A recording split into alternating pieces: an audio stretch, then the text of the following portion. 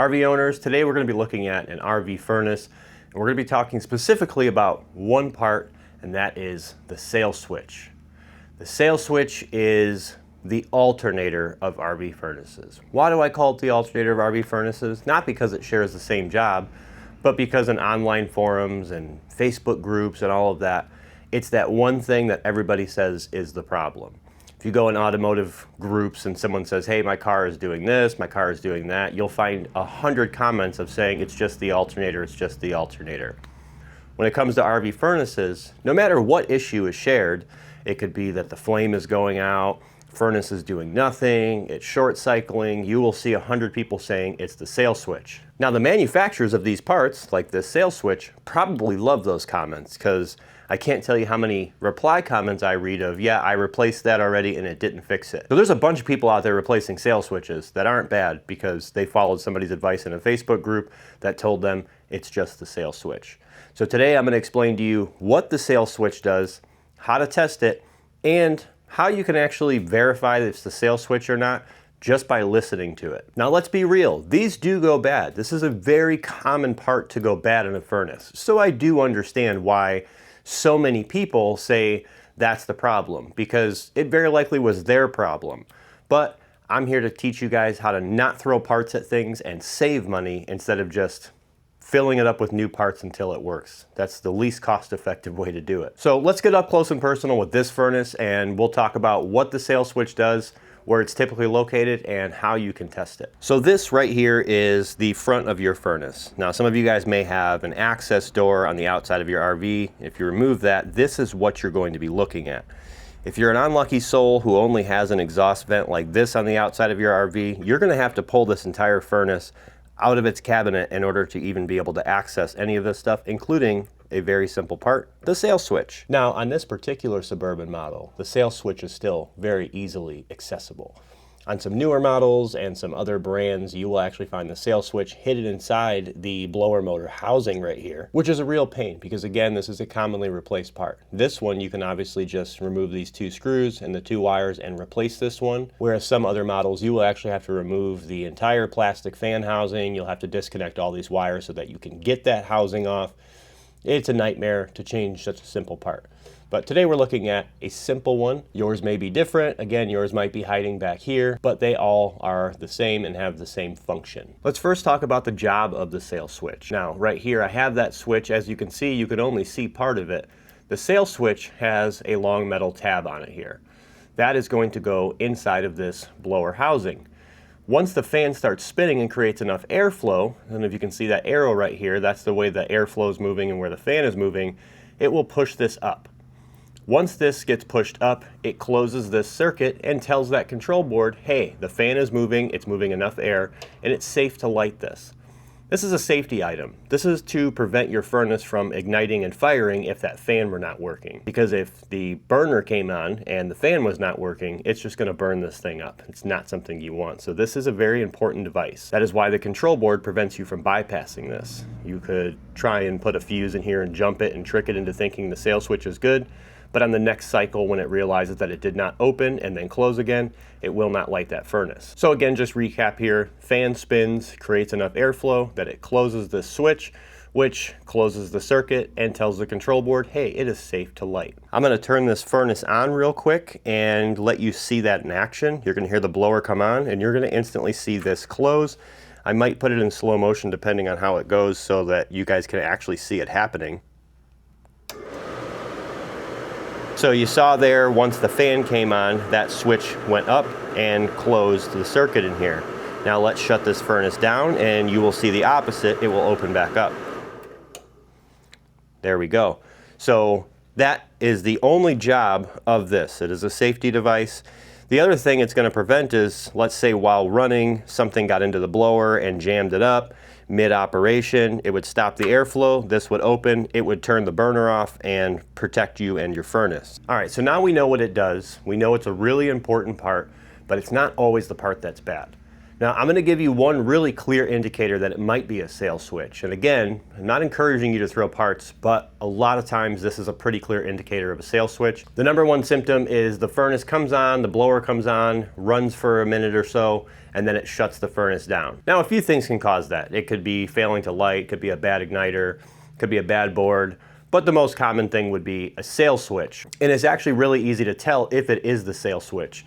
You're going to go based off of sound. Right now we're talking about using no tools. I will show you how to actually test that switch the correct way. But one of the telltale signs is if you go to turn the furnace on, if you listen closely when that blower comes on, about 15 seconds later, you're going to start hearing that tick, tick, tick, tick sound. That ticking sound is the igniter trying to light the furnace. If you can hear that ticking sound and the furnace is trying to light, your sales switch is fine. Because the fact that the board has given the igniter permission to light, if you will, means that the sales switch has given it everything it wants, which is anything above 12 volts, meaning that the circuit is closed. So if the blower comes on, you can hear it trying to ignite, you hear that tick, tick, tick sound, which I'll try and get a close-up here, you know the sales switch isn't bad. It's doing what it's supposed to do. Another thing that could actually be the sales switch being stuck closed, is you turn the furnace on and nothing happens. So you turn the furnace on, no fan, nothing. Again, that's a safety lockout because it knows the sales switch is not operating properly. The sales switch should not be closed when you're commanding for heat. If the board detects that, it's just not going to try and light the furnace at all. So I'm going to fire this furnace up and see if we can't hear that noise and capture it on camera.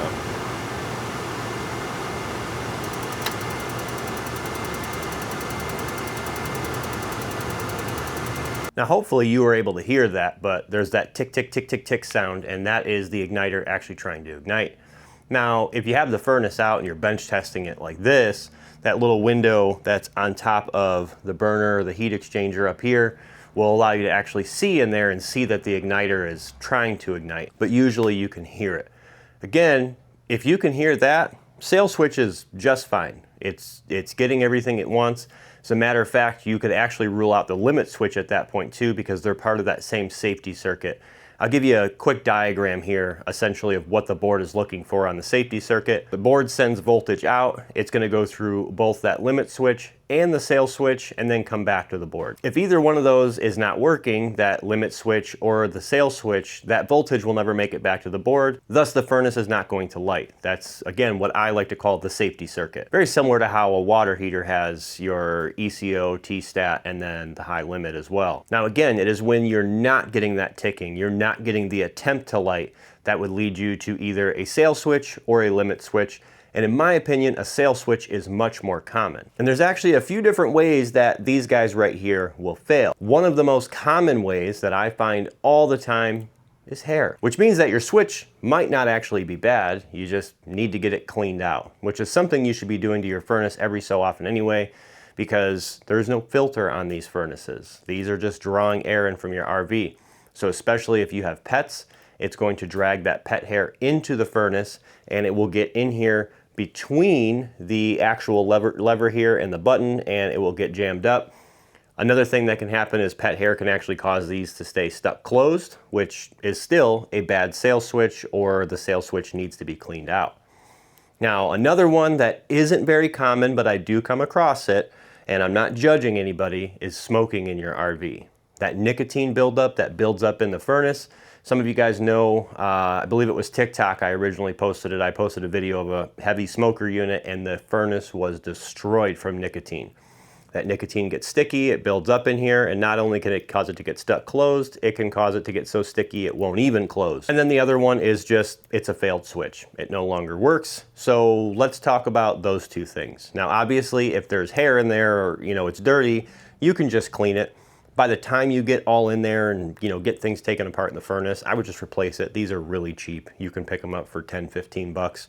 It's not the most expensive part in the world. Keep the old one as a spare, clean it up a little bit. But let's get the furnace out of the way, and we'll talk about how to actually diagnose this, and I'll actually show you how to diagnose it while it's still on the furnace as well, so that you don't actually have to take anything apart. So again, this is the sales switch. You're going to find a few varieties. Some of them have a wide paddle, some of them have a little skinnier one, some of them are longer, some of them are shorter. But this is the actual switch. This is just the arm that goes into your furnace. On that note, when replacing these, you need to replace it with the same exact one. If you pull out a skinny one like this and you try and put a wide one, odds are that that fin is going to interfere with your fan inside of there and actually hit your fan blades and destroy it or destroy the switch. So you need to make sure that you replace it with the correct one. Now, these don't have specific resistance values or anything. They are simply a switch, so that's not part of the issue. This is the main part of the issue with using the correct one. So we're going to get out a meter here. This one is a Klein MM450. In my opinion, this is probably along the lines of the most basic yet useful in your RV.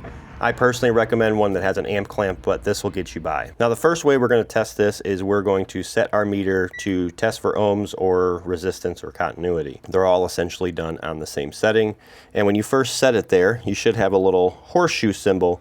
When you first set it to there, you should see OL or something like that on your screen. Depending on the meter, most of them will say OL. Now, the first thing you should do with any multimeter before you go to test something is put it on continuity and verify that the leads are good. Because you could have a broken wire in one of your leads that can take you for a ride. Ask me how I know. Now, not all meters are going to have that audible beep, but if yours doesn't, you should be reading 0 resistance because it should be a nice complete circuit. And that's exactly what we're looking for when testing a switch, is to make sure that the circuit is being completed. So if I get my leads to both ends of this switch, as you can see, there's no beeping because the switch is open. But I want to replicate what happens when the furnace comes on. So we want to verify continuity of the switch when it's closed. So if we close it, you hear that beep, that means this switch is good. For the most part. Continuity can actually trick you sometimes because it could be enough that it is actually creating continuity, but if you were to do a load test on it, it's not actually able to carry that 12 to 13 volts over. But since there isn't much of a load on that circuit for the safety circuit, this isn't one of the areas that tricks you. But on other circuits, when you're testing switches, don't let that fool you. Now, odds are you're not going to have this thing out and taking it all out just to test your furnace. I'm not going to teach you to take your whole furnace apart just to find out what's wrong with it. So let's actually get it on the furnace and look at how you'd be testing it while the thing's actually working. So again, for right now, we have our meter set to reading continuity, which again is that going to be that horseshoe. And as you can see, you have access to both of those prongs or tabs off of the sail switch even while it's installed. So you can get your leads on both of those tabs just like we did when it was out. Push that sail switch up. You're going to listen for that beep or checking for continuity, and bam, you can verify whether that switch is actually working just like that. And earlier, while I showed you with it running, of course you want to verify that this is going up in the first place. Now, just because the switch works like this when you're pushing it up does not mean that it is working during operation. So of course the proper test here is to actually run the furnace. And you can complete that very same test while it's running. I have the beeping, I don't know if you can hear it on the microphone, but that is showing that that sail switch under normal operation is actually creating continuity. Now we're going to do that same test, but we're going to use voltage. This is what I prefer to use, is to check for voltage and make sure voltage is passing through the switch, and it's the easiest to do while the system is operating. So we're going to take our meter and set it to volts, which is the V, and we're going to be testing for DC volts. So we have to press the select button on this meter, it's the orange button, and make sure that it says we are testing for DC voltage. This time we're not going to be checking for power and ground and going to both leads of the switch because only power is coming through here. There's no ground coming through here. So we're going to need to ground our other lead here. Now luckily for you, on a Suburban furnace or really any other RV furnace, pretty much any metal part of this thing is going to be grounded because the casing is grounded. So I'm grounded back here to the case of the furnace.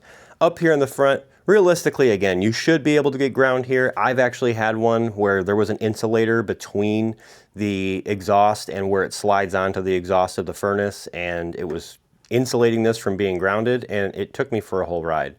Another thing is if you're pulling off an access cover, you're going to be pulling this off with it.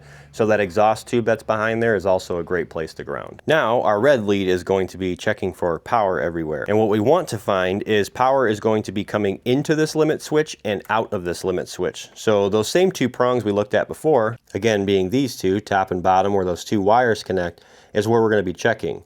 You want to see at least 12 volts here and at least 12 volts here, indicating that power is in fact making it through. And again, you want to do this during operation. As a matter of fact, you shouldn't have any voltage coming to the sail switch until you try and operate.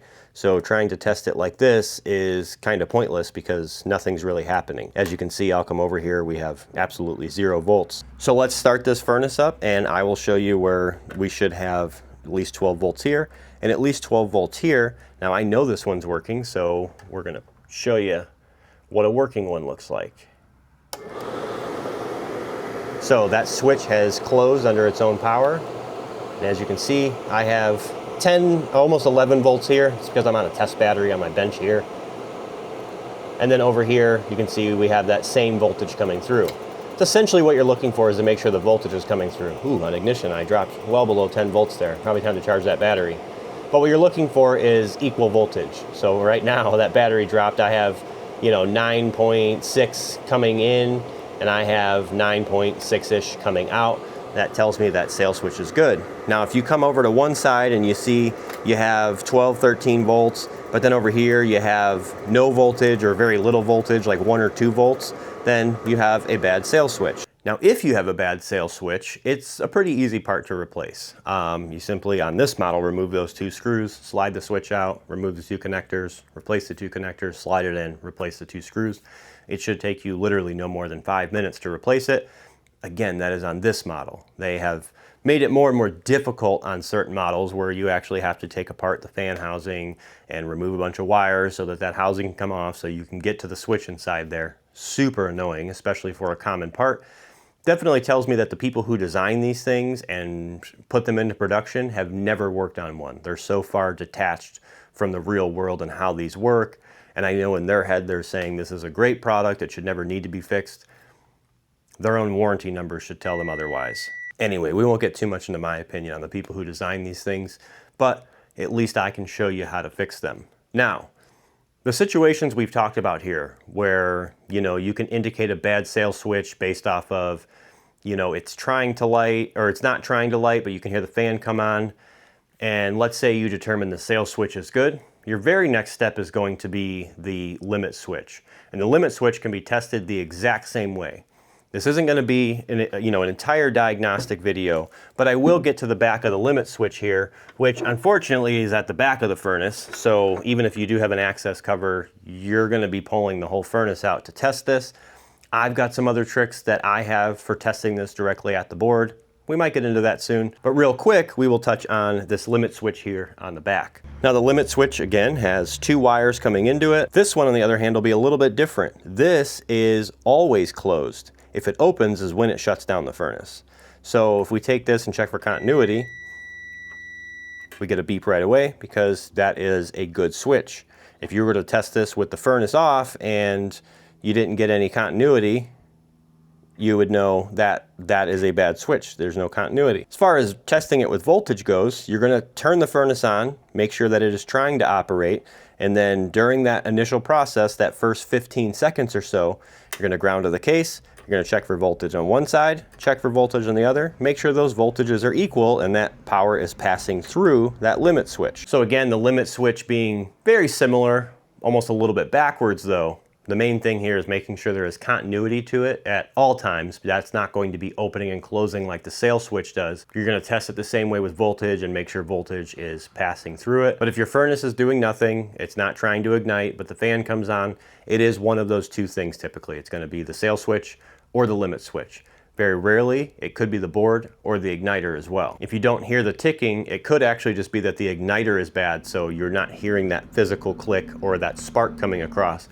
But most of the time, if you listen really closely, you could actually hear the board producing the spark. The little piezo igniter that's on the board will still kind of make some form of ticking sound, so you should be able to hear that. You might have to have your ear a little bit closer, but that ticking sound can eliminate, again, a sail switch or a limit switch. And sometimes a bad board can mimic all of those things. A bad board can mimic a limit switch, a bad board can mimic a sail switch, a bad board can mimic a bad igniter, which is why I stress the importance of actually understanding how the furnace works and understanding how to diagnose it properly. Otherwise, you could buy every single part and be hours into this project just to find out you have a bad board. But at least now you know how to check and make sure that the 2 most common parts to fail are working or not working, which again is going to be the sail switch and a limit switch. So your furnace just might not be the sail switch, And this stresses the importance of why you shouldn't take advice from people in Facebook groups for a couple reasons. One, most of them are not qualified to give you an answer. Their situation is not your situation. Just because their sales switch was bad does not mean that that's what's wrong with yours. And at the end of the day, although most of these furnaces are the same, this is just a kind of broad statement for all RV advice. It doesn't apply to your RV. Just for instance, if somebody says you should be lubricating your slide monthly, that doesn't mean you should, because you might have a Schwintek slide and they might have a rack and pinion.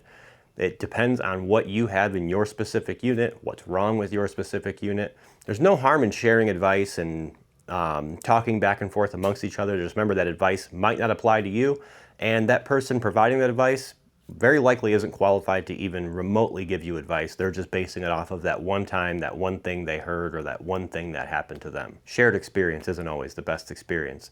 But hey, in the meantime, guys, if you want to see some more tech tips, tricks, and even some tours and RVs, make sure you guys press that subscribe button.